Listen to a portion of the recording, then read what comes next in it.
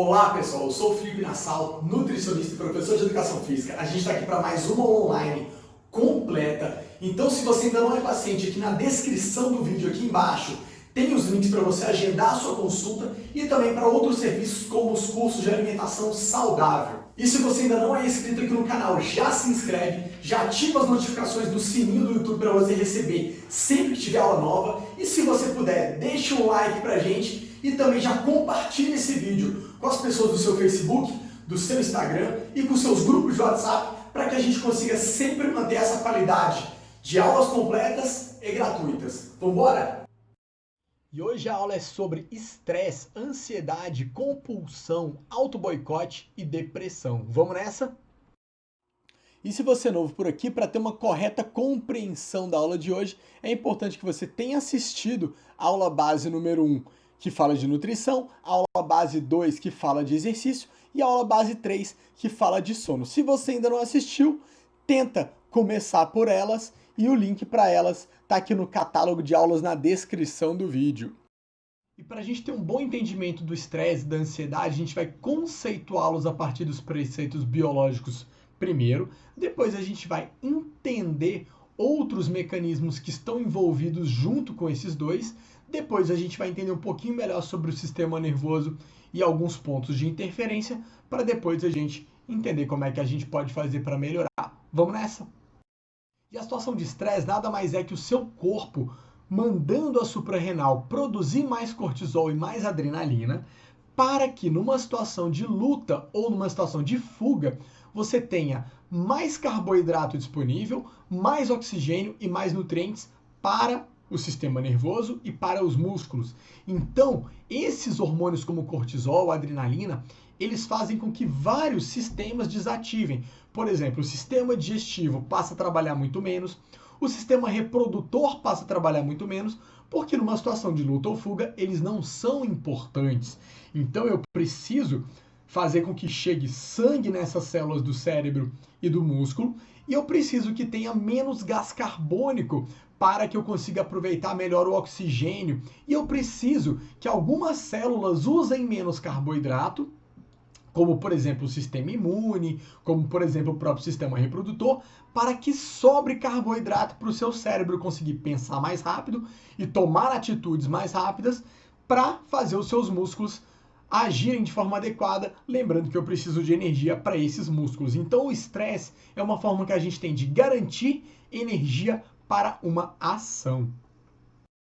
E se o estresse é uma preparação para a ação, ou seja, você vê o leão correndo atrás de você e você vai decidir se você vai lutar contra o leão ou se você vai fugir do leão. Mas a ansiedade seria uma antecipação. Você ouviu o leão rugir de longe, você não sabe onde ele está, então você aumenta o seu grau de vigilância, aumenta a velocidade do seu raciocínio e melhora a sua memória de curto prazo para conectar as informações de forma a achar uma solução melhor do que fugir do leão ou do que lutar contra o leão, que pode ser se esconder num local seguro, por exemplo. Então a gente começa a usar o nosso intelecto a nosso favor, de forma a amenizar os riscos de uma luta ou de uma fuga, de um perigo qualquer. Então, o nosso problema é quando essa ansiedade é desproporcional ao problema que está vindo. Então, quando eu não tenho motivo aparente para estar ansioso, quando essa ansiedade é prolongada porque você não tomou nenhuma decisão, porque você não tomou nenhuma atitude, eu posso ter problemas, assim como quando o medo me impede de tomar decisões e atitudes, ou então quando eu estou com medo de uma situação que é imaginária, que não existe. Quando isso acontece, eu tenho uma redução do meu desempenho mental e, consequentemente, do desempenho físico também. Então, eu aumento a minha vigilância, mas eu aumento demais o meu medo, de forma que isso pode gerar uma insônia. E, uma vez que eu atrapalho a minha qualidade do sono, eu vou reduzindo cada vez mais os meus scores de memória, vou reduzindo o meu potencial de raciocínio analítico, o que me dificulta a tomar boas atitudes e tomar boas decisões, de forma que eu acabo não tomando atitudes e decisões, e quando eu tomo, elas acabam sendo ruins. Então, o problema da ansiedade não é existir. O problema da ansiedade é a falta de proporcionalidade com a realidade e a falta de tomada de decisão e de atitudes acertadas. E aí eu vou ter alguns grupos de comportamentos que podem me favorecer ou desfavorecer no controle da ansiedade, como perfeccionismo. Então não tem nada de errado você gostar de coisas bem feitas, de um alto padrão. O problema é quando isso começa a ficar exagerado. Então, por exemplo, se você acredita que fazer um trabalho bem feito em 8 horas é melhor do que você fazer um trabalho mal feito em 6 horas e gastar mais 4 horas para consertar, você está sendo realista, você está sendo objetivo, você está sendo produtivo. O problema é quando você acha que um trabalho de 8 horas bem feito não está o suficiente e você gasta 50 horas para fazer um trabalho que fica um pouco melhor e você acabou de gastar 42 horas a mais para dar atenção a detalhes que eram irrelevantes. Então o problema do perfeccionismo se encontra quando eu tenho um excesso de julgamento de você com você mesmo, ou um excesso de importância dada ao julgamento externo das outras pessoas contra o que você faz, ou quando você tem um excesso de julgamento com o que os outros estão fazendo, como se você fosse o maior determinador dos padrões. E aí o que eu vou ter? Se eu tenho um perfeccionismo bom, ele é realista, ele traz orgulho para você quando você realiza e também te deixa feliz quando outros realizam um bom trabalho, e eu tenho níveis normais de julgamento. E ele é ruim quando eu começo a ter medo da falha e eu começo a polarizar as minhas atitudes. Então eu deixo de fazer o bom e deixo de fazer o ótimo porque na minha cabeça só existe o perfeito ou é melhor não fazer. E na prática a gente sabe que não fazer não resolve absolutamente nada. Então, pelo medo do fracasso ou do julgamento que eu tenho comigo mesmo ou do julgamento que os outros terão contra mim, eu não faço nada. Ou então, quando eu tenho um excesso de julgamento com os outros, eu impeço que eles façam um bom trabalho, porque na minha cabeça nada vai ser bom o suficiente. E aí ninguém faz nada, e quando ninguém faz nada, a produtividade é zero. Então, quando na minha cabeça só existe o perfeito e o fracasso, eu tenho perfeccionismo diminuindo meu desempenho e gerando ansiedade, porque em alguma hora alguém vai cobrar que algo seja feito. Então, junto com esse perfeccionismo exagerado e polarizado, eu tenho os conceitos de autossabotagem, que é basicamente garantir que algo vai dar errado, como procrastinar com a sua dieta, por exemplo, para depois eu dizer que eu tenho uma justificativa para ter dado errado.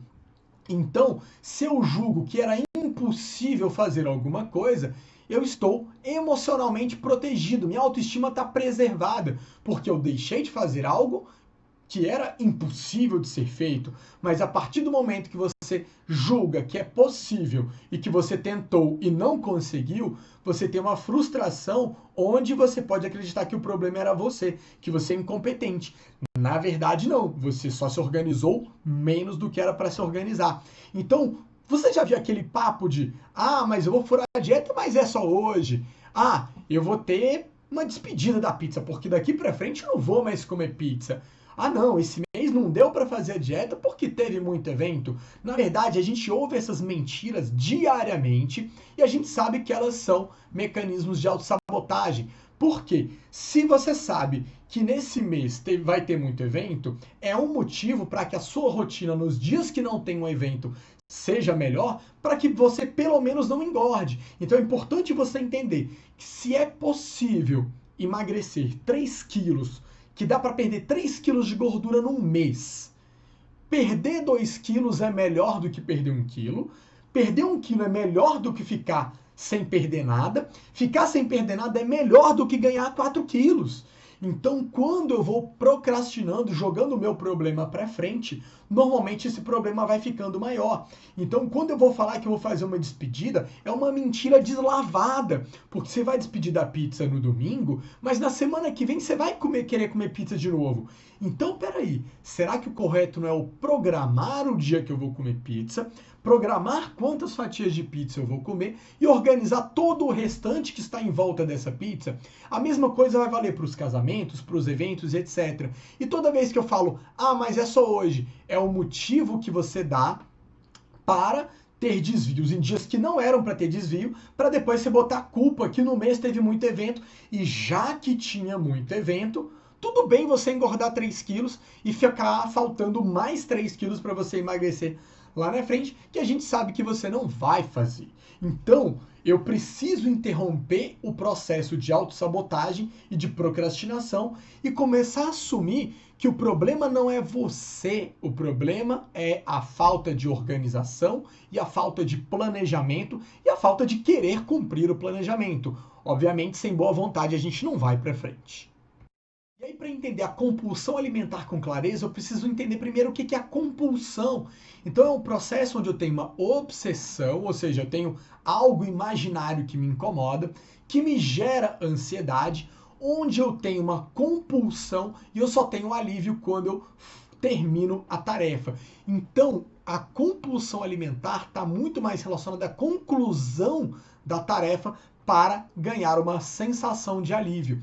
Então, está muito relacionado a não saber interromper, ou é tudo ou é nada. Então, muitas das vezes a pessoa que tem compulsão alimentar por chocolate, ela consegue ficar 2 meses sem comer chocolate.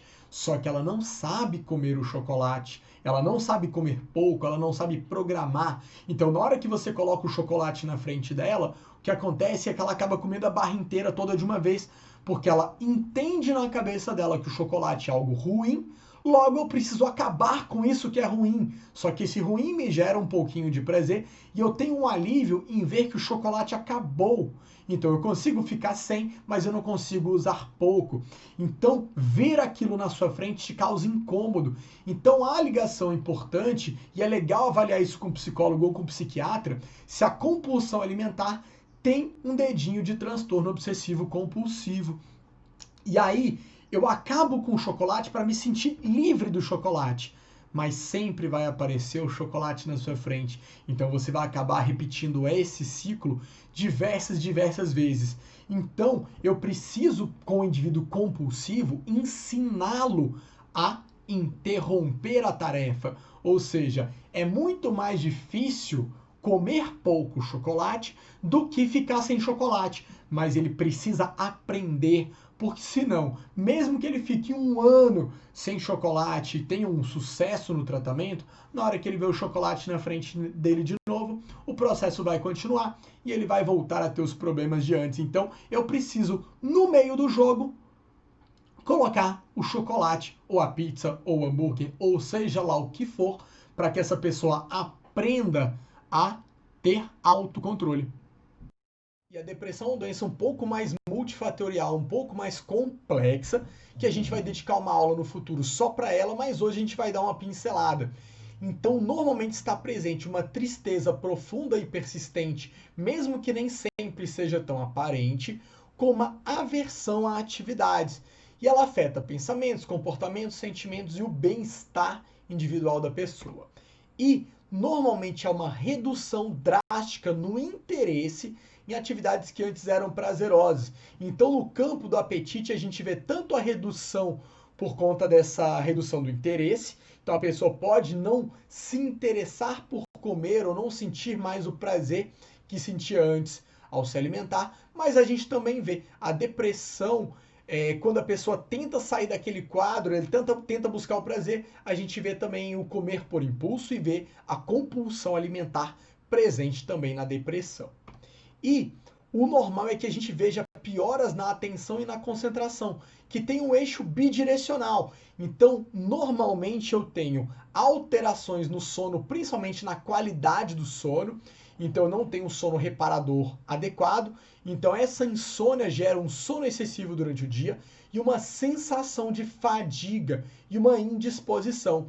Então, eu posso, através disso, piorar o meu raciocínio lógico através da piora dos neurotransmissores. Isso compromete a tomada de decisão e a tomada de atitude, mas às vezes eu tô com isso ainda bem preservado, mas por algum motivo eu perco o interesse em prestar atenção, em concentrar, em raciocinar, e vou desenvolvendo também os sintomas. Então, por isso é muito importante o bom psicólogo e o bom psiquiatra para decifrar quais são as características depressivas do paciente, para a gente saber como interferir da melhor maneira na nutrição. Então, além dessa tristeza e dos pensamentos e tentativas de suicídio que acontecem no paciente depressivo, eu tenho a ansiedade, eu tenho a sensação de vazio, eu tenho o desespero, eu tenho o excesso de preocupação, eu tenho o sentimento de impotência e também de inutilidade, como se a pessoa fosse incompetente ou se tudo que acontece à volta dela fosse culpa dela.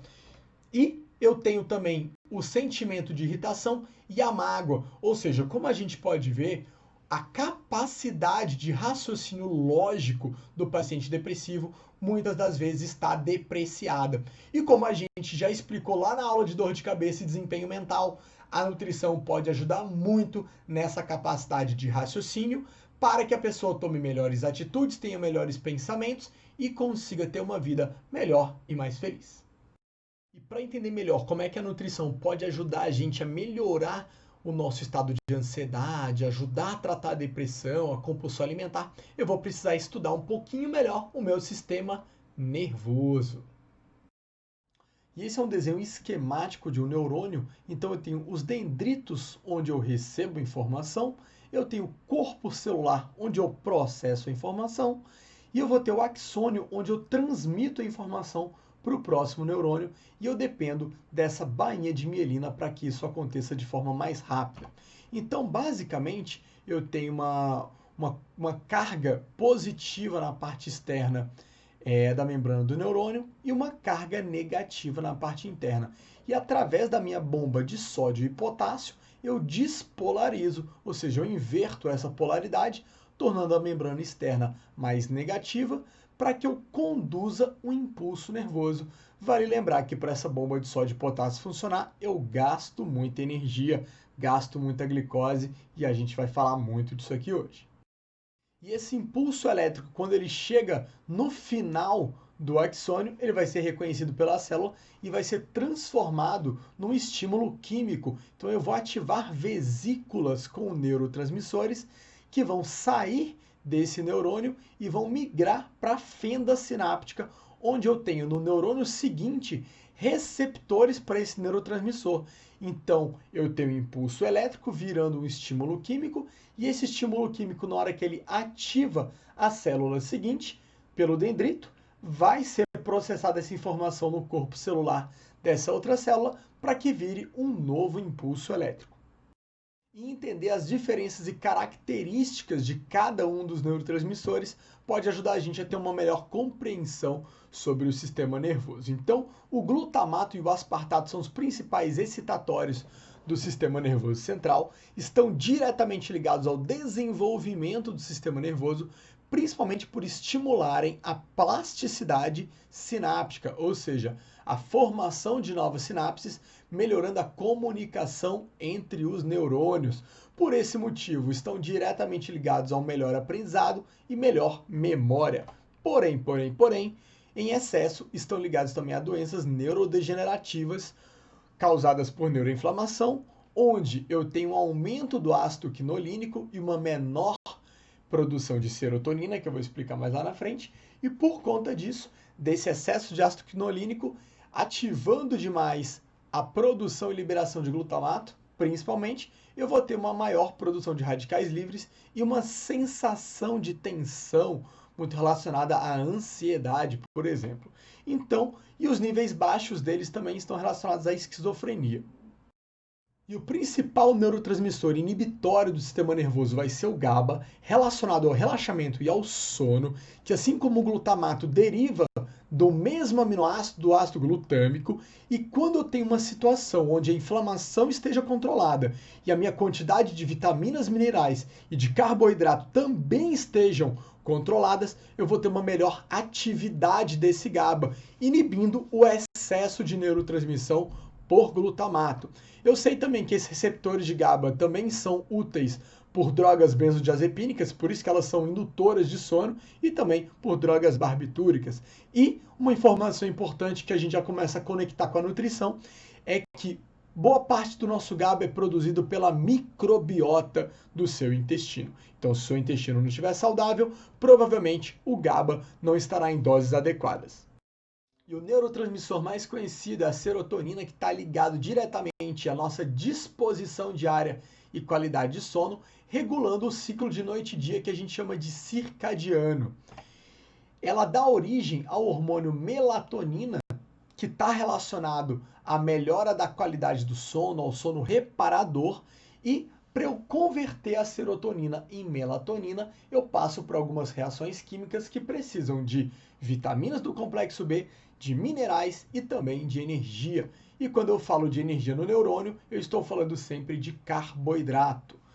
A produção dela é quase toda intestinal, pela nossa microbiota e pelas células intestinais, e o restante eu produzo no próprio neurônio. Lembrando que essa serotonina que eu produzo, absorvo e levo para a corrente sanguínea para chegar no sistema nervoso, eu dependo também do consumo de carboidratos. Então, ela traz para a gente um raciocínio analítico e complexo.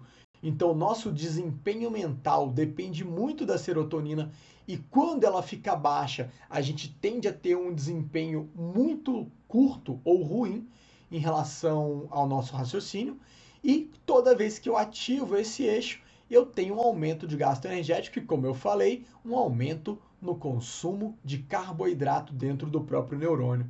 Ou seja, quando eu tenho uma alimentação desregrada, muito pobre em carboidrato ou com carboidrato de má qualidade, eu acabo tendo alterações na neurotransmissão por serotonina. E os níveis dela são controlados pela enzima monoamina oxidase, que depende de vitamina do complexo B e de carboidrato também. E ela traz, a serotonina, uma sensação de tranquilidade, sendo que a ausência dela está relacionada a pioras no humor, pioras na capacidade e manutenção do raciocínio, e quando a gente ativa os receptores para a serotonina, a gente também reduz a enxaqueca. A acetilcolina está ligada diretamente ao sistema locomotor, uma vez que é o principal neurotransmissor dos neurônios motores, e depende da vitamina colina, que basicamente os ovos são a única fonte de grandes quantidades de colina. Então, uma dieta muito pobre em ovos pode interferir na nossa produção de acetilcolina. Quando a acetilcolina está muito baixa, a gente tem uma maior tendência a desenvolver o Alzheimer, e também quando a gente tem sedentarismo, a gente tem uma maior tendência a desenvolver Alzheimer. Então, a gente começa a conectar aqui agora o exercício e a alimentação. Eu tenho aqui a dopamina, que controla o nosso eixo do prazer e da recompensa. E uma vez que ela é controlada pela mesma enzima que controla a serotonina, quando eu tenho um desequilíbrio nessa serotonina, eu acabo afetando a dopamina e necessitando de mais dopamina, de mais sensação de prazer. Ou seja, a falta de serotonina com aquela falta da sensação de tranquilidade pode fazer com que você necessite de mais prazer. E eu sei que alimentos calóricos como um chocolate, como uma pizza, ou seja, alimentos ricos em gordura e ricos em carboidratos, ou mais simples ou mais refinados, dão disparos de dopamina, gerando aquela sensação típica de prazer. E eu também tenho disparos de dopamina quando eu tenho um orgasmo, e eu sei que a cocaína age sobre os receptores dopaminérgicos. Então quer dizer que se a cocaína vicia e age sobre o eixo da dopamina, quer dizer que alimento gorduroso e carboidrato também causa dependência química. Não. Tem nada a ver uma coisa com a outra. Porém, eu posso me viciar em alimentos sim, mas não tem nada a ver com dependência química, e muito menos que açúcar vicia mais que cocaína. Se já ouviu isso, pode parar por aqui. E derivado da dopamina, eu tenho a noradrenalina, que ativa o nosso sistema nervoso simpático, o sistema nervoso relacionado à luta e fuga, ao exercício físico. Então, quando eu tenho um bom sistema de treinamento regular, eu consigo um bom equilíbrio entre noradrenalina e dopamina. Quando eu tenho aquela situação típica de estresse e tensão. E eu tenho as endorfinas e as encefalinas, que são opioides moduladores dos sinais de dor. Já deve ter ouvido falar das endorfinas que a gente produz quando faz exercício físico, gerando aquela sensação de bem-estar. Exatamente, elas têm propriedades analgésicas agindo sobre a dor e sobre a sensação de estresse, e o mecanismo de ação delas é o seguinte: eu reduzo a quantidade de neurotransmissores liberados, porque eu hiperpolarizo a membrana após a sinapse, impedindo uma comunicação que gere dor e que gere desconforto. E você já deve ter percebido que a gente vai falar muito sobre fornecimento e uso de energia nessa aula, lembrando que 20 a 30% das calorias, 20 a 30% da energia que o seu corpo gasta por dia é o seu sistema nervoso quem gasta, e que o sistema nervoso, diferente dos outros órgãos, basicamente usa o carboidrato, ou seja, mais de 95% da energia utilizada ali provém do carboidrato, da glicose, e que esse gasto de carboidrato, esse gasto de glicose dobra com o raciocínio complexo. Então, se você tem uma alta carga horária de estudos na semana, ou se o seu trabalho tem uma alta carga de demanda intelectual, provavelmente você precisa de mais energia e de mais carboidratos para dar sustentação ao teu sistema nervoso. E nesse sentido é importante você entender minimamente como é que funciona o fornecimento de energia no neurônio. Então, assim como em qualquer célula do nosso corpo, a gente usa o ATP para gerar energia. Esse A vem de adenosina, que você não precisa lembrar o nome, T vem de 3, que você consegue lembrar o nome, e fosfato, que vem do fósforo, que você também consegue lembrar o nome. Então, na prática, o que acontece? Eu utilizo a água para fazer uma reação que chama hidrólise para formar o ADP, que é adenosina, D de 2, P de fosfato. Ou seja, eu uso a água para fazer uma reação química onde eu removo um fósforo desse ATP e gero energia para o meu corpo funcionar. Isso funciona em todas as células, mas, como a gente falou no neurônio, basicamente para formar esse ATP eu dependo do carboidrato. E é importante que você entenda que a desidratação também compromete esse processo, porque se eu não tiver quantidades adequadas de água dentro do meu neurônio, essa reação química de geração de energia não vai ocorrer da forma como eu gostaria que ela ocorresse, comprometendo o meu raciocínio. Então não basta você tomar toda a água de uma vez, eu preciso que você passe o seu dia bem hidratado. Então a quantidade de água que você toma é proporcional a quantidade de desidratação que você tem, ou seja, nos momentos mais quentes do dia você precisa de mais água, nos momentos mais frios você precisa de menos água. A mesma coisa se aplica ao jejum prolongado, uma vez que a maioria da energia gasta no seu neurônio depende do carboidrato. Se o consumo de carboidrato durante o dia não estiver muito bem distribuído, há uma grande chance de chegar pouco carboidrato ao neurônio, comprometendo as reações químicas de fornecimento de energia, uma vez que o neurônio não tem como estocar carboidrato, ou seja, não adianta mandar muito carboidrato de uma vez para ele, que você não vai conseguir fazer o estoque para que ele use quando tiver falta de consumo. Vale lembrar que o nosso neurônio também se adapta a consumir corpos cetônicos, derivados de gorduras de cadeia curta, dos ácidos graxos de cadeia curta, e vale lembrar que o maior produtor de ácidos graxos de cadeia curta é o nosso intestino. Então, se a gente tem uma saúde intestinal boa, eu tenho uma chegada boa desses ácidos graxos de cadeia curta, que eu posso transformar em corpos cetônicos para utilizar nos momentos de maior jejum, mas isso não justifica a gente fazer uma dieta cetogênica, por exemplo, para tentar ter um melhor funcionamento do sistema nervoso, mas isso eu vou explicar um pouco melhor lá na frente. Então, como o neurônio vai gastar basicamente carboidrato como fonte de energia, a gente vai se apoiar nos conceitos mais tradicionais da nutrição, onde eu tenho a maior parte dos meus nutrientes vindo das fontes de carboidrato. Mas eu preciso com consistência entender que eu preciso de qualidade nesses carboidratos. Então, basear os nossos carboidratos nas frutas, nos cereais integrais, como milho, arroz integral, aveia, por exemplo, e também nas raízes, como a batata doce, cará, inhame, por exemplo. E eu não posso esquecer da qualidade das gorduras, Porque, apesar do neurônio usar muito pouca gordura como fonte de energia e basicamente não ser a gordura do que a gente comeu e mais sim da gordura que a gente produziu e transformou, as gorduras de cadeia curta, eu vou precisar das gorduras boas, porque elas participam da estrutura do neurônio e da regulação da função do neurônio. Então, melhorar a qualidade da gordura que a gente come é fundamental. Utilizar prioritariamente as castanhas, o açaí, o abacate, os azeites, as sementes, por exemplo, e não tanta gordura animal e principalmente evitar as gorduras vindo de óleos vegetais.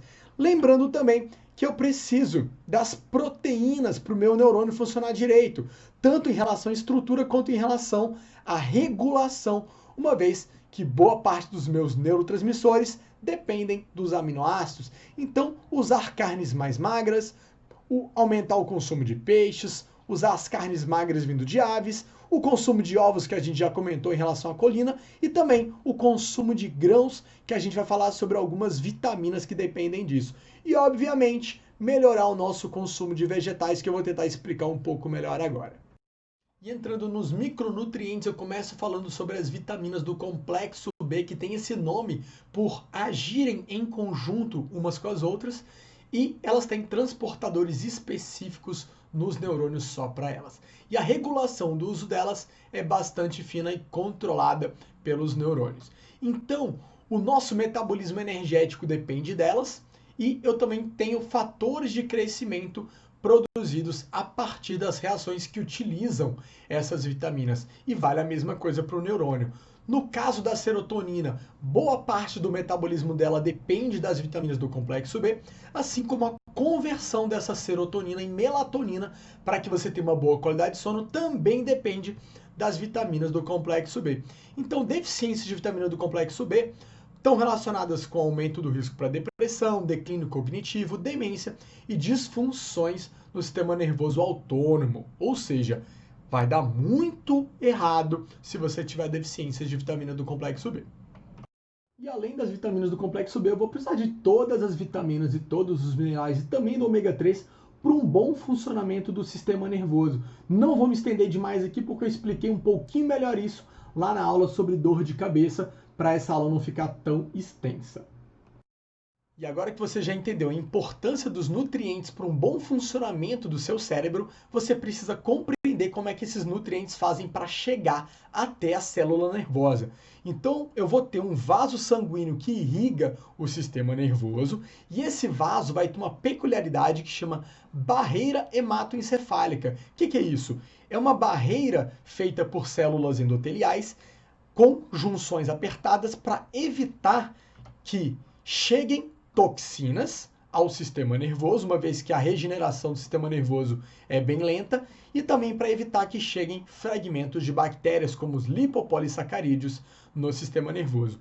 E com o bom funcionamento dessa barreira, ele também vai controlar a entrada de nutrientes e a entrada de hormônios. Então eu vou ter uma dose adequada de nutrientes e hormônios chegando até a minha célula nervosa e eu vou evitar que cheguem substâncias potencialmente inflamatórias no meu neurônio, causando danos. E eu sei que a má alimentação, por diversos fatores, vai piorar a função dessa barreira hematoencefálica, tanto na qualidade do transporte de nutrientes e hormônios, quanto também na formação de barreira às toxinas. Então, se eu tiver deficiências nutricionais, eu vou ter dificuldade no reparo dessa barreira hematoencefálica. Se eu tiver hipertensão, que a gente já explicou na aula de doenças cardiovasculares, que ela altera, causando danos nos vasos sanguíneos. Esses danos podem alterar essa barreira hematoencefálica também, piorando essa regulação de barreira e de transporte. E eu sei também que o indivíduo que tem má qualidade de sono vai ter má qualidade de reparação de todos os tecidos do organismo, consequentemente, vai ter uma baixa reparação da barreira hematoencefálica também. E eu sei que o indivíduo sedentário, além dele ser mais exposto à hipertensão, ele também vai ter uma maior dificuldade em reparo, uma vez que ele vai produzir menos substâncias que induzem reparação. E assim como a barreira hematoencefálica, o seu intestino também tem uma permeabilidade seletiva, ou seja, eu evito com que toxinas e fragmentos de bactérias entrem na corrente sanguínea quando o meu intestino está saudável. Então esse intestino saudável, ele é capaz de fazer uma boa digestão dos alimentos para ter uma boa absorção de nutrientes. Mas se ele estiver inflamado, além de eu não conseguir ter essa boa absorção de nutrientes que compromete todo o seu corpo, eu também não consigo ter uma boa eliminação das toxinas. E eu acabo deixando entrar toxinas na minha corrente sanguínea. E a maior causa para a inflamação do intestino é o excesso de bactérias ruins e a falta de bactérias boas.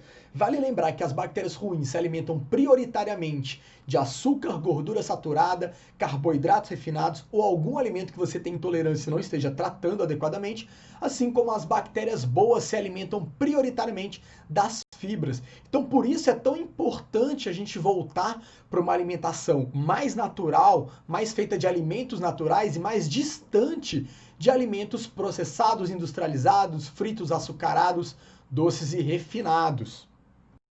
Outro dado importante é que a maioria dos adoçantes podem servir de alimento para as bactérias ruins do intestino, assim como corantes, agrotóxicos e conservantes acabam ou danificando a mucosa do intestino ou matando também as bactérias boas, assim como o álcool é um dos maiores irritantes para a mucosa intestinal. Então, quando a gente está próximo dos bons hábitos, a gente tem uma microbiota mais saudável, mais rica em bactérias boas e com menos bactérias ruins. Porque quando eu tenho esse quadro da disbiose, da inflamação intestinal, eu tenho uma alta taxa de migração dessas bactérias e de algumas toxinas presentes no intestino para a corrente sanguínea, levando ao quadro que a gente chama de inflamação sistêmica, que eu expliquei bem melhor na aula de imunidade e inflamação, na aula de doença cardiovascular e também na aula de diabetes. E com isso eu vou favorecer a inflamação dos vasos, consequentemente uma maior quebra da barreira hematoencefálica. E esse indivíduo com o intestino mais inflamado vai migrar mais bactérias, toxinas e fragmentos de bactérias para a corrente sanguínea, como os lipopolissacarídeos que eu já expliquei em diversas outras aulas.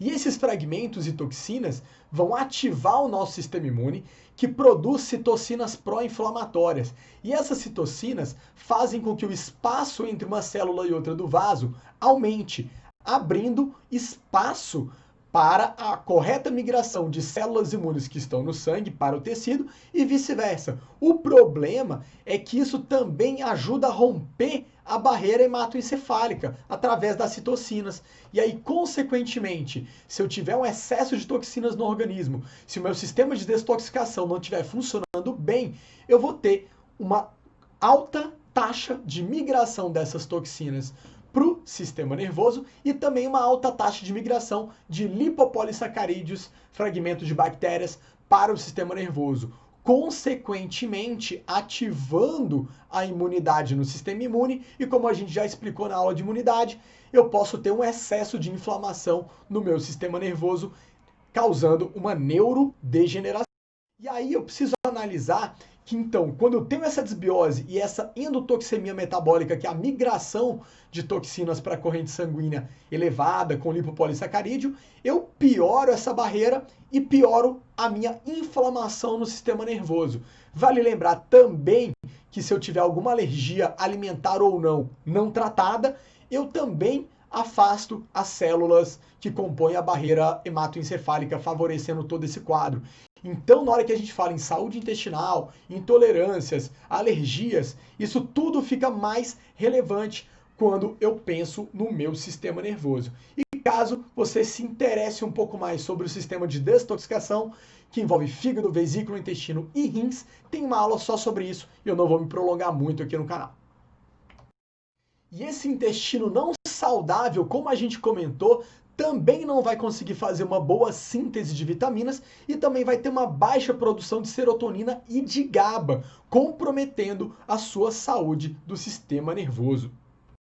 E o intestino saudável vai evacuar diariamente, de 1 a 2 vezes ao dia, com uma forma longa e lisa e uma consistência amaciada, mostrando que eu tenho fibras solúveis e água no material fecal, e a coloração mais puxado para o marrom claro acusa que as toxinas que o meu fígado processou, que ele juntou com colesterol e um pigmento chamado bilirrubina que dá esse tom marrom claro, estão sendo eliminados nas fezes. E se eu tiver mais bactérias boas do que bactérias ruins, eu ainda consigo converter esse pigmento bilirrubina num pigmento tom de palha. Então, quando a gente evacua de 1 a 2 vezes ao dia, nessa consistência, com essa coloração mais tom de palha, a gente sabe que o nosso intestino está bem saudável. E também quando ele está ausente de gases, mostrando que eu não tenho muitas bactérias ruins fazendo fermentação. Isso vai acontecer na maioria das vezes, e não em todas. Por quê? Porque o próprio estresse, além da alimentação, pode perturbar o equilíbrio do nosso intestino. E como eu já expliquei na aula de diabetes, a glicose, o carboidrato, tem uma livre passagem pelo neurônio, ou seja, eu não preciso da insulina para que a glicose do sangue entre no neurônio. Isso é um mecanismo de defesa, uma vez que a glicose é essencial ao neurônio e ele não pode parar de receber energia. O problema é que se eu tenho um excesso de consumo de carboidrato, ou uma má qualidade do carboidrato, como açúcares, como excesso de carboidrato refinado, eu vou ter um excesso de glicação. Eu vou ter muito dano na membrana externa e na membrana interna do neurônio. Consequentemente, tendo um efeito que a gente chama de glicotoxicidade, ou seja, um excesso de inflamação na membrana do neurônio por excesso de chegada de carboidrato ao mesmo tempo. E as alterações de pressão arterial também podem danificar os vasos, piorando a nossa barreira hematoencefálica. Então, eu preciso controlar todos os fatores que alteram minha pressão arterial, como inflamação e arteriosclerose, que estão relacionados com a glicação, que eu acabei de explicar, que tem a ver com a má distribuição e qualidade do carboidrato, a desbiose intestinal e a translocação microbiana, deficiência de ômega 3 e excessos de gorduras trans.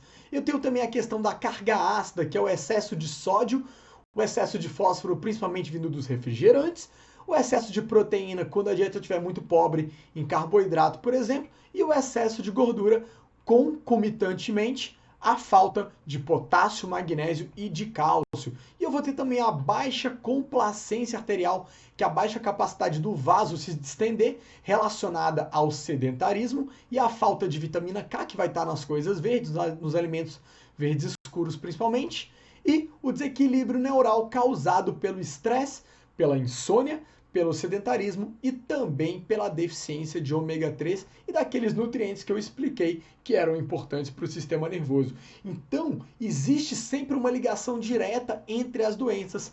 Além disso, eu preciso observar que as alterações de pressão arterial também vão piorar a chegada de oxigênio e de nutrientes ao meu neurônio.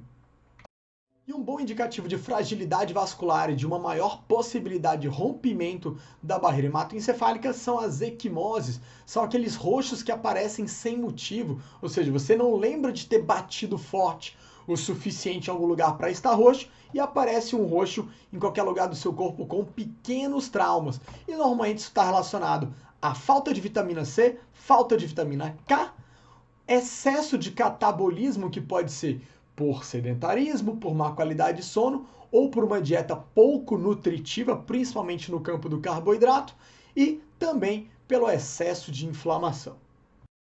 E não tem como falar de reparo do sistema circulatório e nervoso sem falar de sono reparador, sem falar de qualidade do sono. Então, para ter uma boa qualidade de sono, eu preciso de uma carga horária diária entre 6 horas e 30 e 8 horas, quanto mais carga horária, melhor. E eu preciso de fatores que me deem qualidade do sono, para que eu consiga cumprir de 4 a 6 ciclos de sono por noite, sendo que cada ciclo dura entre 90 e 120 minutos, e cada ciclo precisa necessariamente passar pelo estágio 1, pelo estágio 2, estágio 3, estágio 4 e estágio 5, sem sofrer nenhuma interrupção.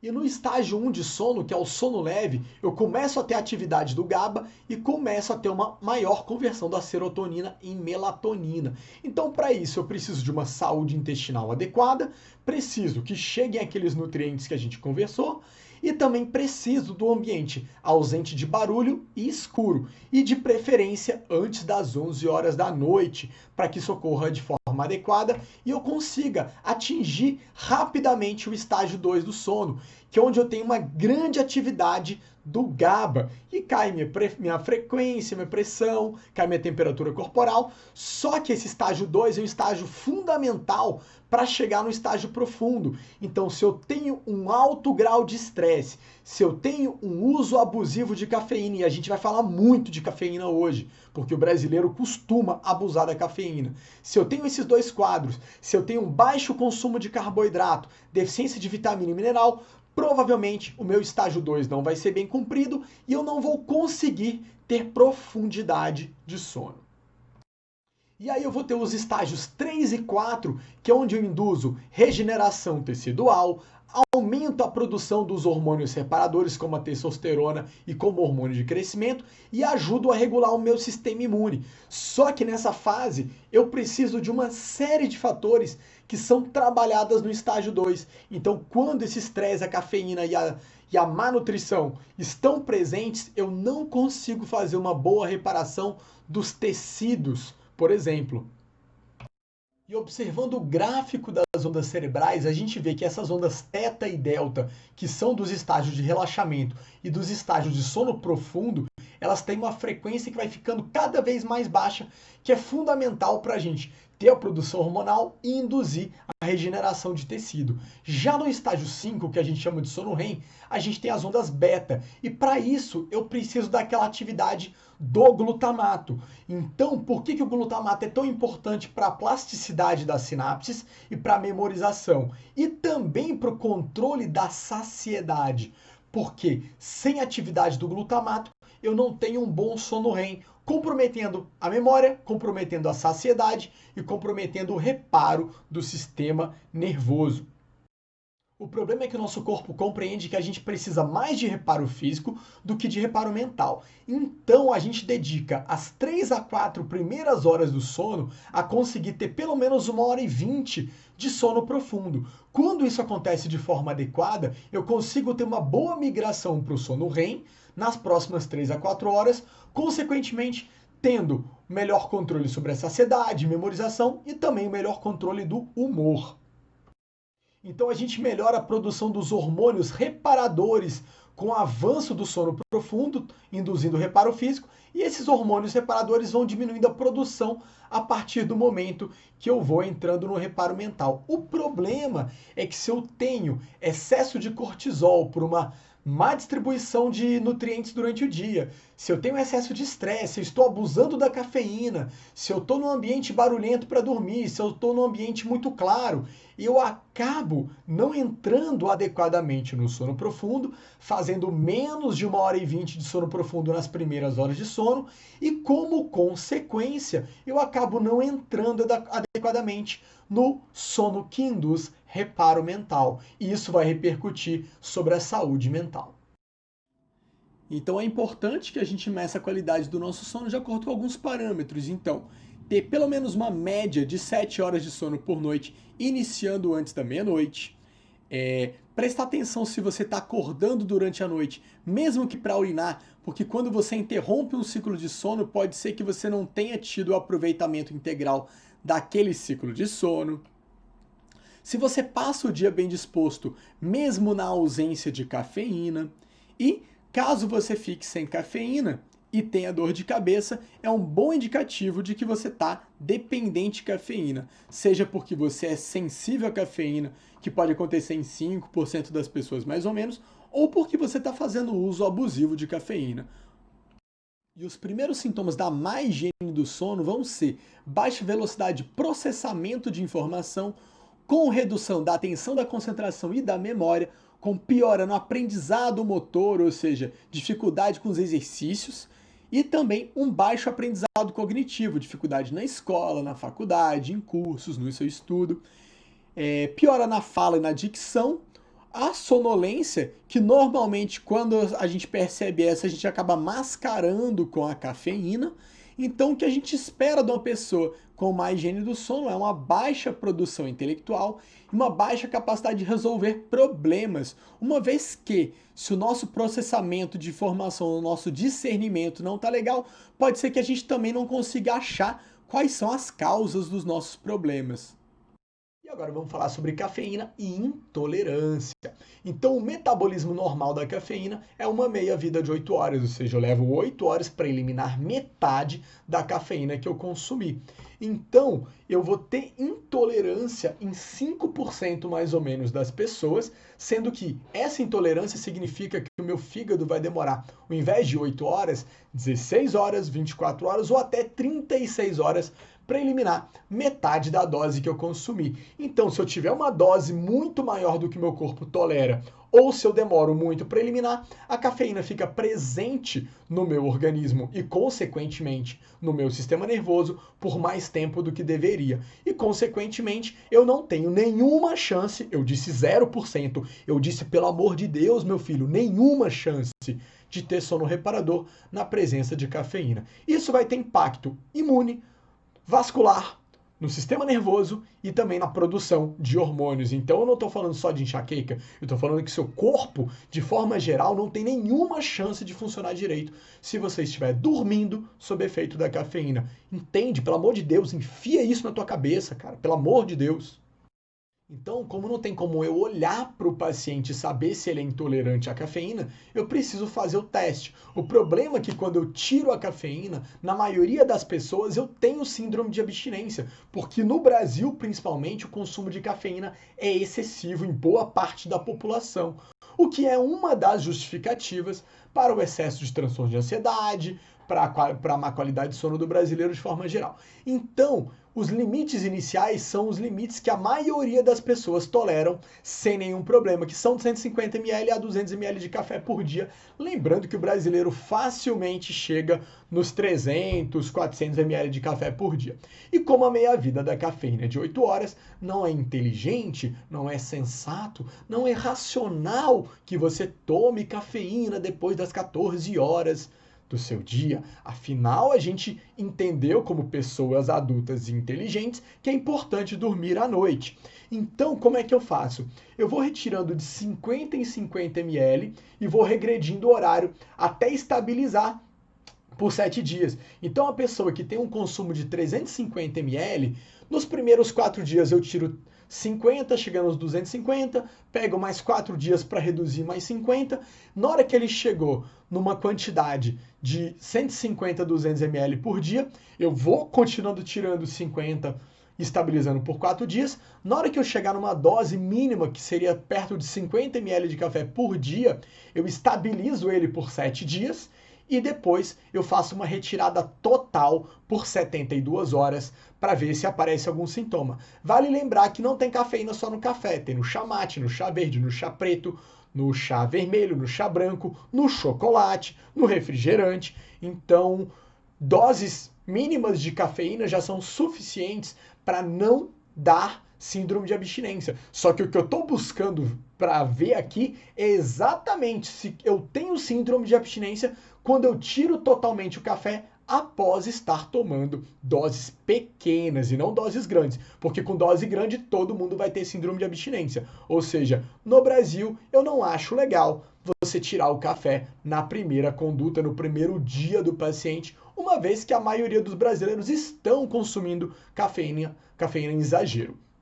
E aí eu vou verificar se nessa retirada de forma, quando eu fiz a progressão correta, se na hora que eu tiro por 72 horas, se eu vou ter dor de cabeça, se eu vou ter irritação, se eu vou ter fadiga, se eu vou ter sonolência. E aí, caso tenha dado positivo, tenha dado alguma coisa disso, temos um diagnóstico agora. Você é intolerante à cafeína e a sua vida será péssima com cafeína. Eu disse média, eu disse mais ou menos, eu disse ruim. Não, meu filho, eu disse péssima. Então enfia o diagnóstico na sua cabeça e haja com maturidade.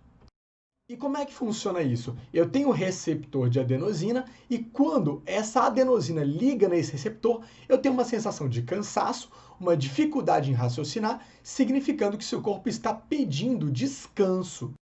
Só que se você dorme mal, essa sensação de cansaço é mais frequente porque o seu corpo produz mais adenosina pedindo, pelo amor de Deus, para você dormir melhor.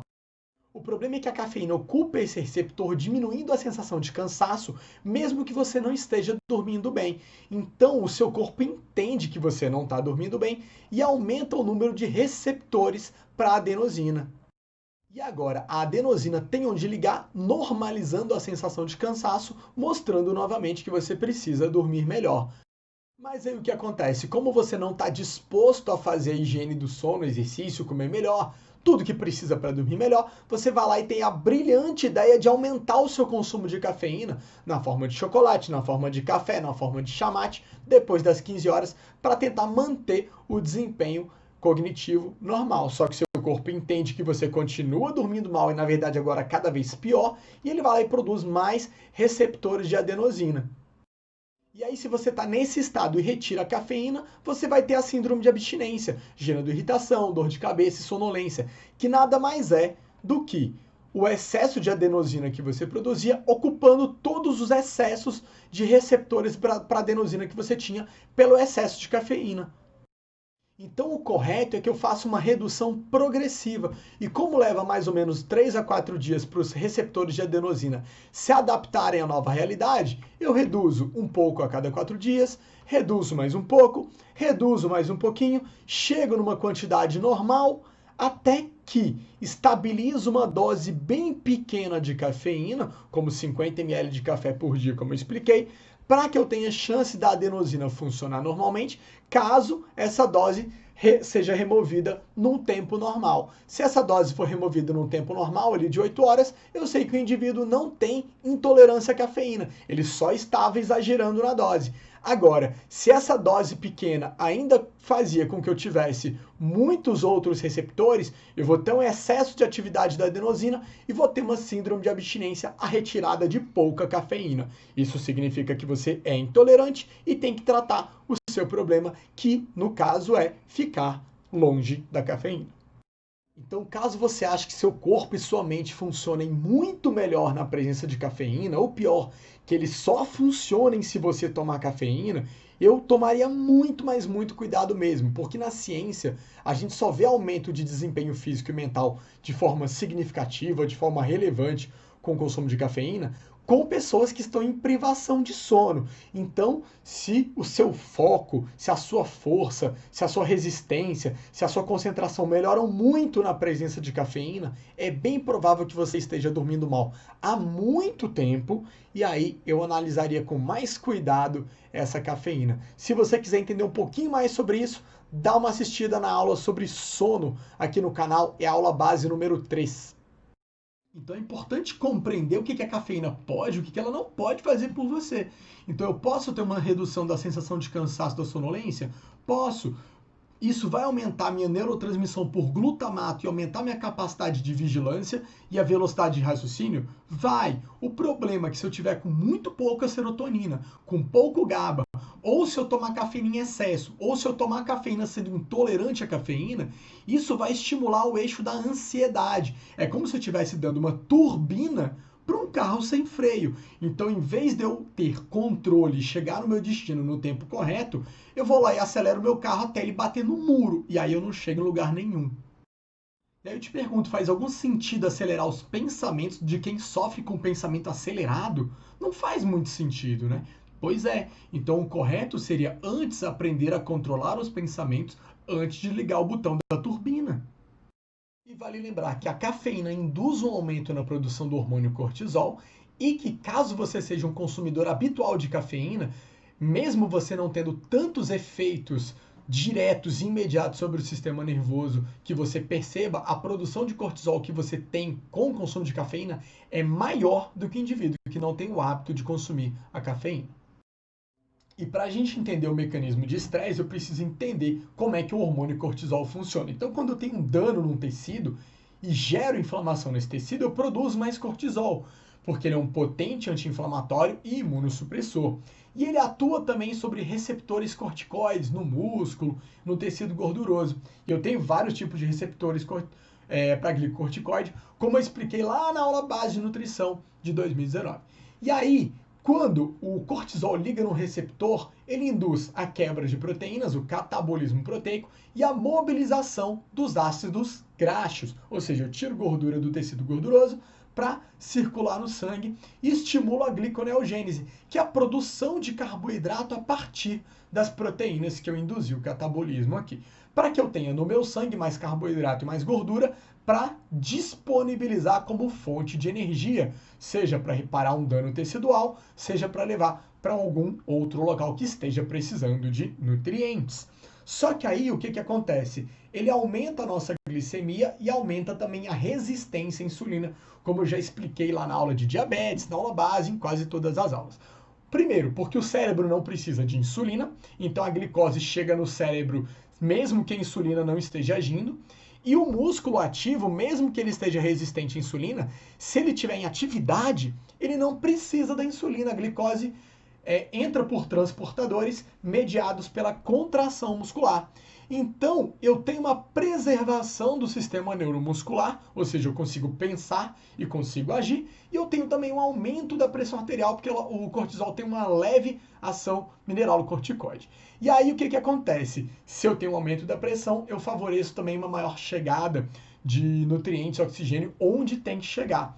E aí, o que acontece? Eu posso ter uma baixa utilização de glicose por diversas outras células, então o excesso de cortisol em longo prazo pode gerar o que a gente chama de diabetes adrenal, e eu tenho que analisar que esse quadro criado aqui não é para dar diabetes, para fazer mal, é para manter a vida. O problema é quando você mantém o cortisol alto por muito tempo.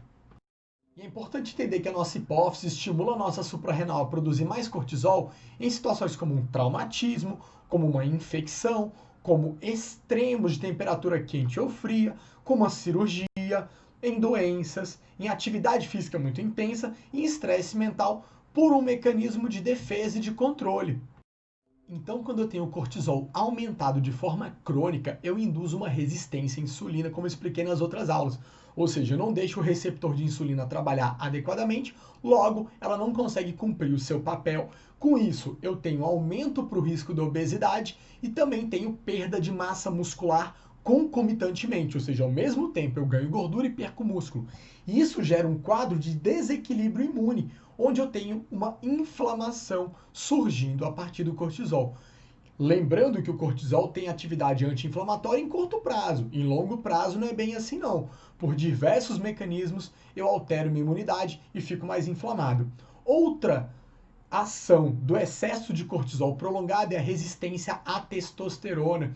A testosterona não consegue ligar no receptor androgênico, que é o receptor dela, e com isso eu tenho uma maior taxa de conversão em dihidrotestosterona e estrógenos. Consequentemente, eu tenho mais acne, mais ovário policístico, mais queda de cabelo e mais catabolismo muscular, mais perda de músculo.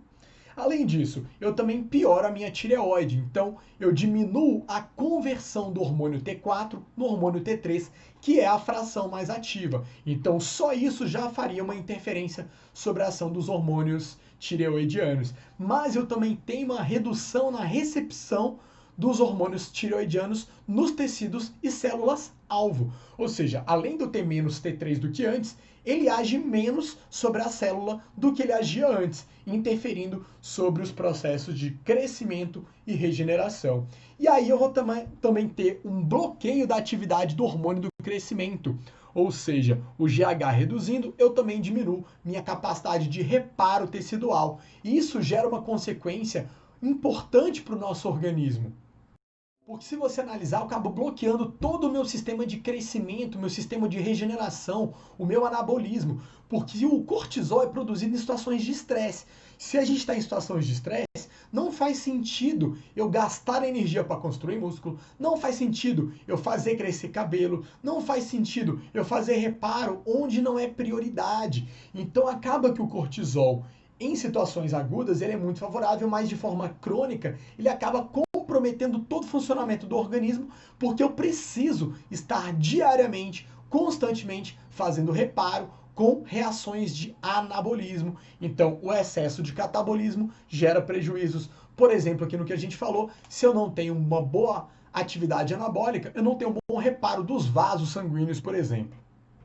É importante também entender que o cortisol aumentado também piora os receptores de serotonina. Isso tem implicações na qualidade do sono e na libido, uma vez que eu converto menos serotonina em melatonina, piorando o sono, e também porque com menos serotonina eu vou ter uma transmissão por glutamato mais aumentada, gerando mais tensão.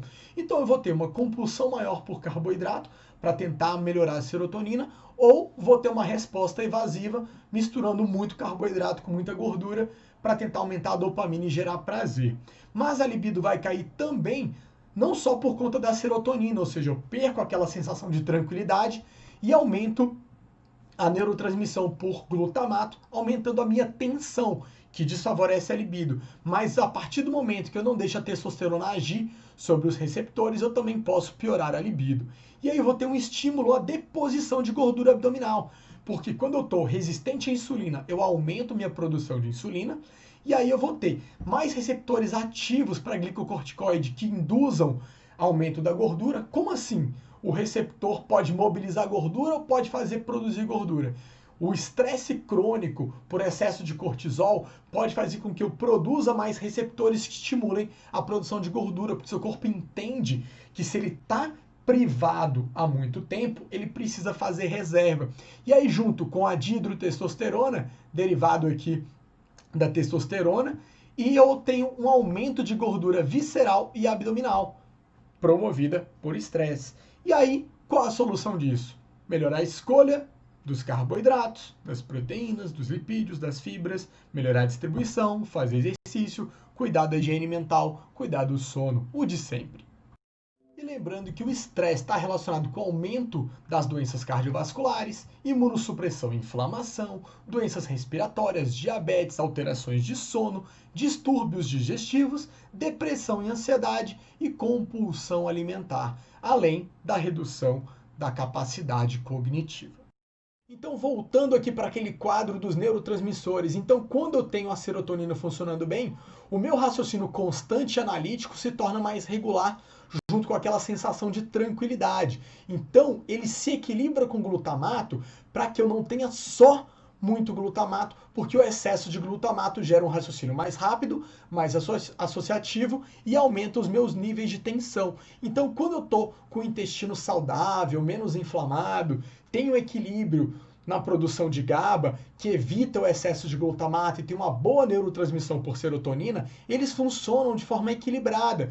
Da mesma maneira que eu dependo de exercício físico para equilibrar a noradrenalina, acetilcolina e as próprias endorfinas para tolerar um raciocínio constante e analítico por mais tempo. Então é como se eu estivesse analisando um computador ou um celular, onde eu tenho um cartão de memória, uma memória RAM e um processador.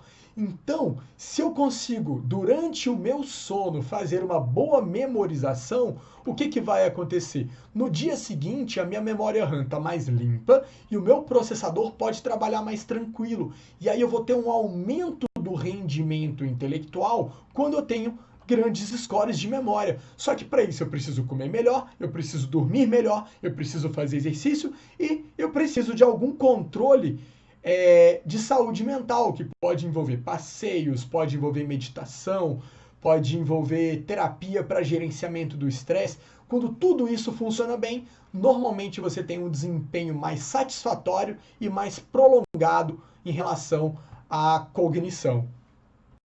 Por um outro lado, se eu tenho um indivíduo com o intestino inflamado, cheio da desbiose, onde eu tenho uma baixa produção de serotonina, uma baixa produção de GABA, eu não consigo bloquear o excesso de glutamato. Então some o raciocínio analítico constante, some a regularidade e vai desaparecendo também aquela sensação de tranquilidade, dando origem à tensão.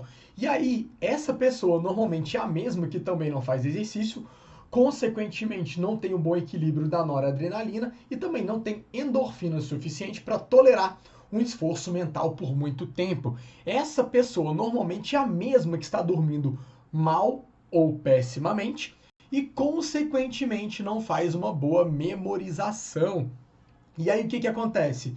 Na hora que você acorda, em vez de você ter que raciocinar só sobre o que você está fazendo, você ocupa a sua memória RAM e o seu processador com o que você vinha fazendo nos dias anteriores que você não memorizou. Então, na sua cabeça, você está processando a atividade A e B, mas na prática você está processando A, B, C, D, F, G, H, X, Y, Z, porque você não conseguiu guardar a informação que era importante para você no cartão de memória. Então acaba que aparentemente você pensa que consegue fazer uma coisa de cada vez, mas o seu cérebro fica alternando o foco o tempo inteiro, porque ele tem que lembrar do que você está fazendo no momento e das coisas que você julgou que era importante se lembrar de ontem, de anteontem, por exemplo. Isso gera uma sobrecarga de informação no seu sistema nervoso. E essa sobrecarga de informação dá origem a uma série de comportamentos com tendências depressivas. Então eu aumento o meu grau de irritação, que é você mostrando para o mundo que ele não pode te mandar informações novas porque você não está mais conseguindo guardar, você está sobrecarregado. Ou então você tenta dar conta de tudo ao mesmo tempo e gera uma sensação de angústia e ansiedade.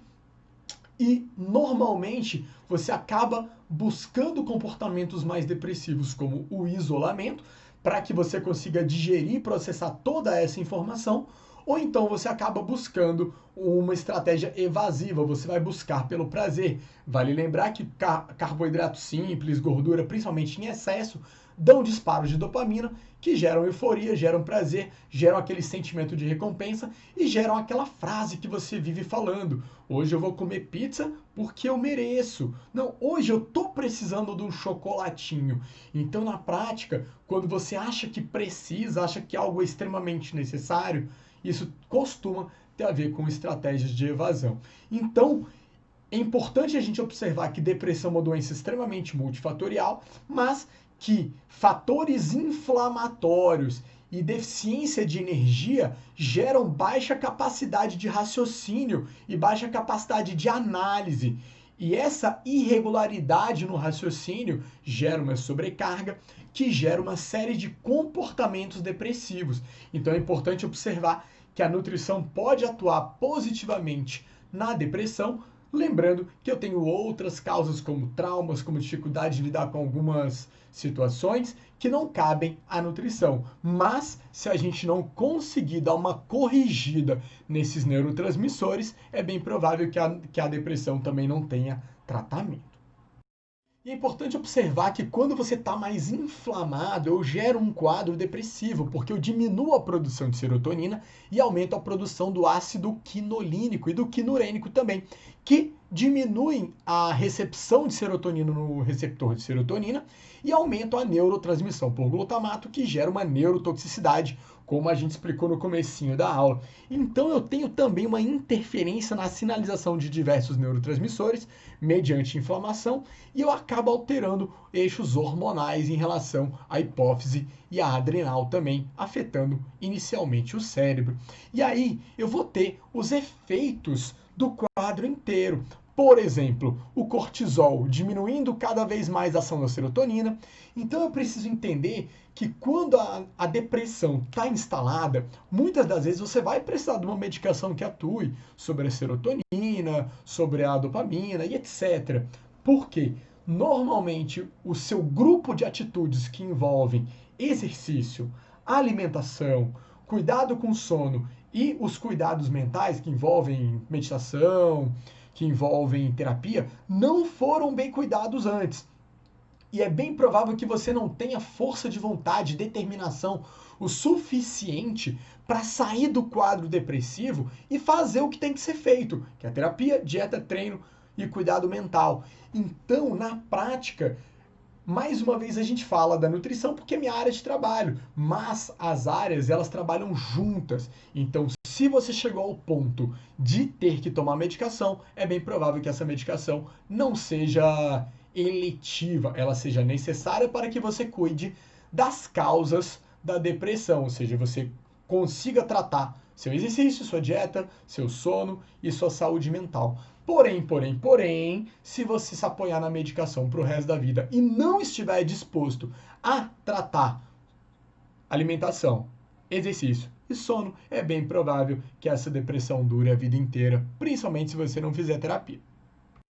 E com um bom raciocínio lógico, eu consigo melhorar a ansiedade, o perfeccionismo polarizado levando para a autossabotagem e consigo melhorar também a compulsão. Então, primeiro, eu preciso estar presente no meu presente. Eu preciso fazer uma coisa de cada vez, ou melhor, talvez eu precise aprender a fazer uma coisa de cada vez. Preciso aprender a iniciar, desenvolver minha tarefa, concluir minha tarefa. Então, se eu estou brincando, fazendo dever de casa com meu filho, eu tenho que aprender a fazer isso e estar naquele momento sem ficar mexendo no celular, sem ficar comendo durante aquele processo. Se eu terminei isso e estou no meu trabalho, eu vou trabalhar, eu vou focar no trabalho, eu vou curtir o meu trabalho, eu vou ter orgulho do meu trabalho e vou fazer melhor, porque aí eu acabo antes e aí eu vou para o meu exercício tranquilo, sem ficar pensando no trabalho e sem ficar pensando em que horas que eu vou chegar em casa. Eu vou fazer o meu agachamento bem feito. Na alimentação é a mesma coisa. Eu vou focar um pouco mais na tarefa, no que tem que ser feito, e vou focar um pouco mais na experiência. Eu vou fazer melhor, eu vou tornar o meu alimento saudável, mais gostoso, sem entupir esse alimento de gordura, sem ficar colocando molho industrializado. Eu vou mastigar com calma para descobrir qual é o sabor do meu alimento.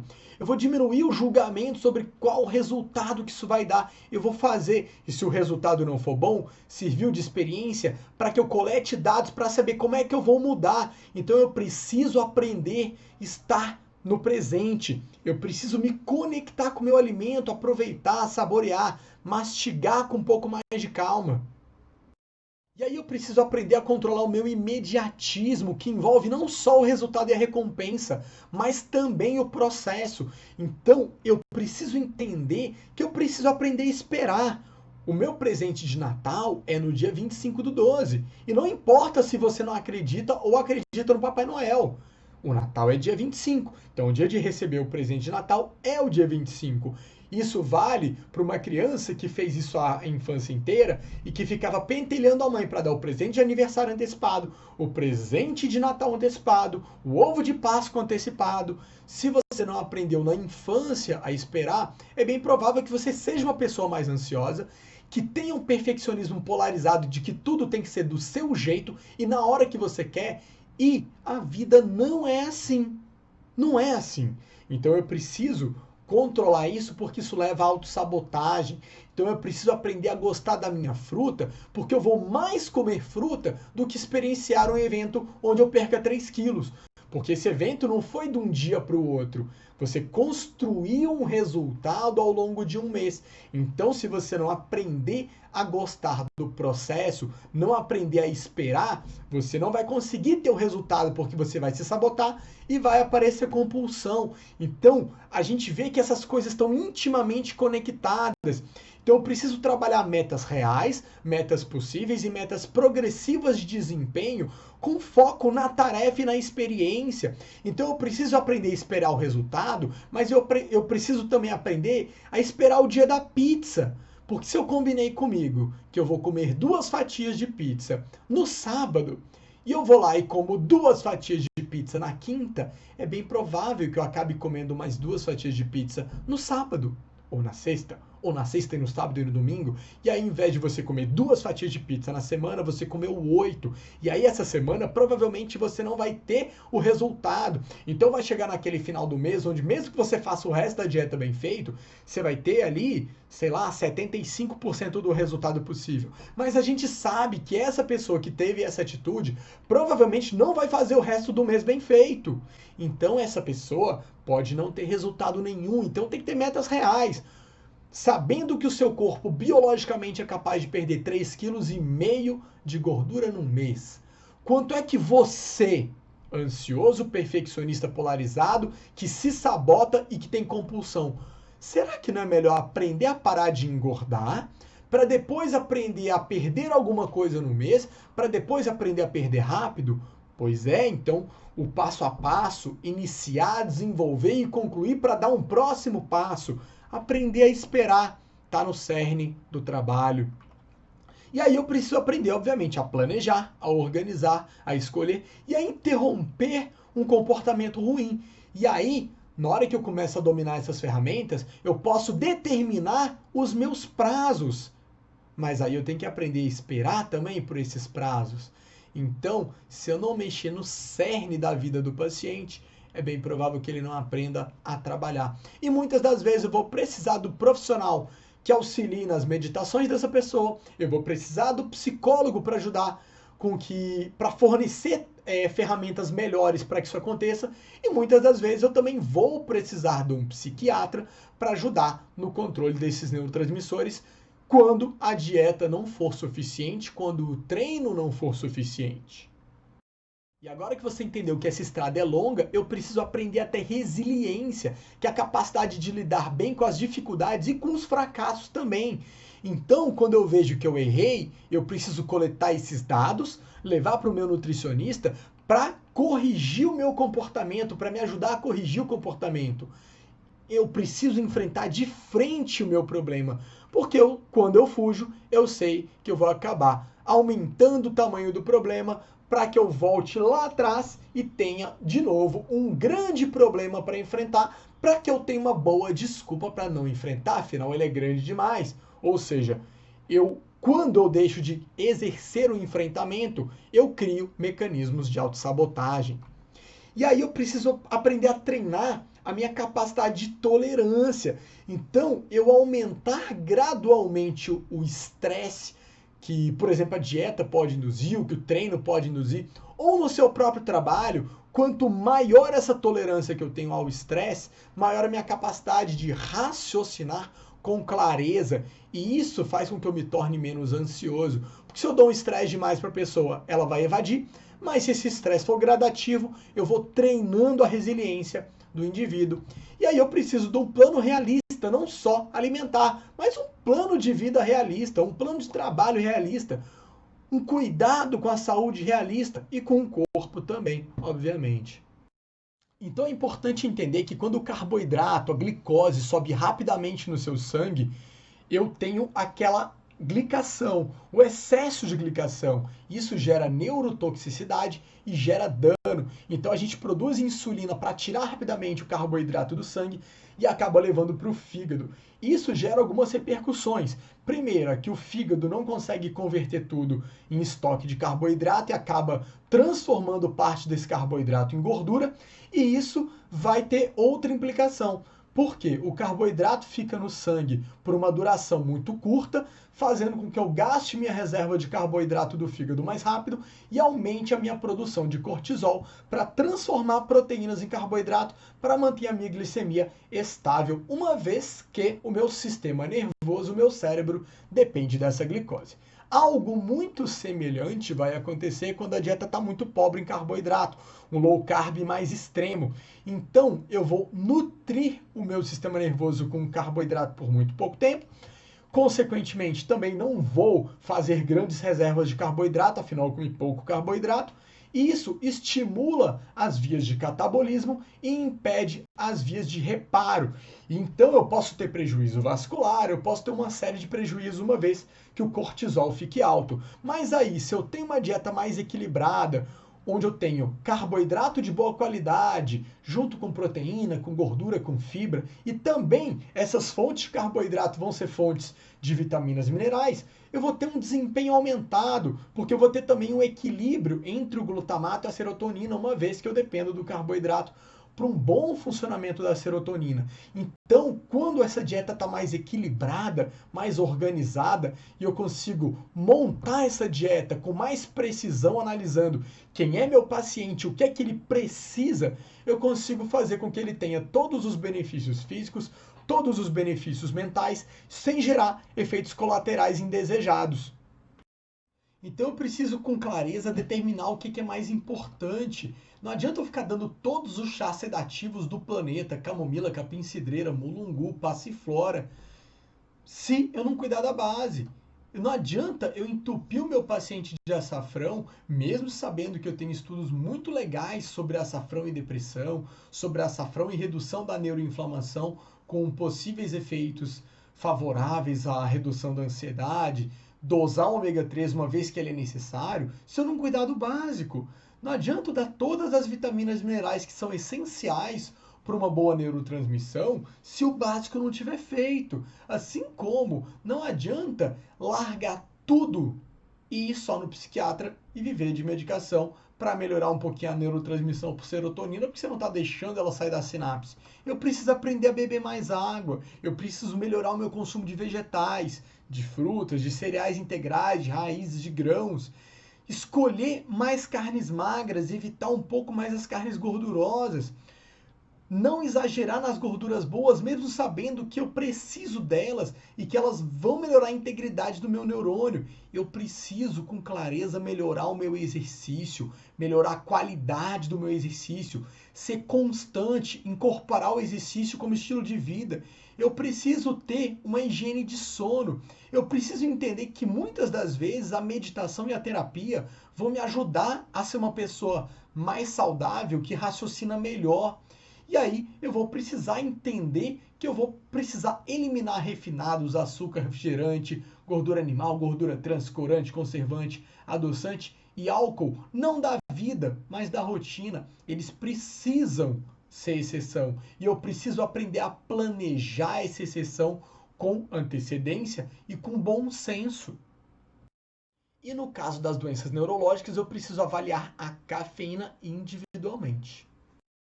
E é necessário planejar essa dieta com precisão, respeitando as necessidades individuais do paciente e as tolerâncias individuais desse paciente, sabendo que o excesso de alimento, mesmo do saudável, ou seja, o excesso de carboidrato pode gerar glicotoxicidade, dependendo da tolerância do paciente e de quão sensível à insulina ele é. Eu sei que a gente anda exagerando na gordura ruim, mas se eu colocar muita gordura boa, também tem lipotoxicidade. Se eu exagero no carboidrato e na gordura boa, eu também gero obesidade, que também gera inflamação. E tudo isso pode induzir piora na neurotransmissão. E eu preciso compreender que a falta de nutriente também é ruim e talvez até pior, porque o excesso de cortisol piora a recepção da serotonina, o excesso de cortisol piora a neurotransmissão. Então esse excesso de cortisol, não relacionado só ao estresse, mas relacionado à má alimentação, também pode dar respostas semelhantes ao estresse e piorar a nossa cognição e o nosso raciocínio, dificultando uma boa tomada de decisão. Então ele pode piorar o sono, pode piorar a memória. E se eu tiver falta de energia no meu neurônio para neurotransmissão, eu não consigo sustentar um raciocínio por muito tempo. Então eu acabo tendo mais tendências depressivas ou puxando para o glutamato, tendo mais ansiedade, tomando piores decisões. Então, eu também posso ter a fome levando à compulsão alimentar. Então, eu preciso entender com clareza que há uma grande necessidade de eu ter equilíbrio na minha alimentação. E esse equilíbrio, ele é individual. E se mesmo com a ajuda do nutricionista você apresenta dificuldade em melhorar a sua alimentação, sugiro dar uma olhadinha nessas 2 aulas sobre comportamento alimentar aqui no canal. E um agradecimento especial à nutricionista Stephanie Karen, que está se formando agora no meio de 2020. E a nutricionista, que foi minha professora de dietoterapia, Andréia Torres, que cedeu gentilmente também o material sobre estresse.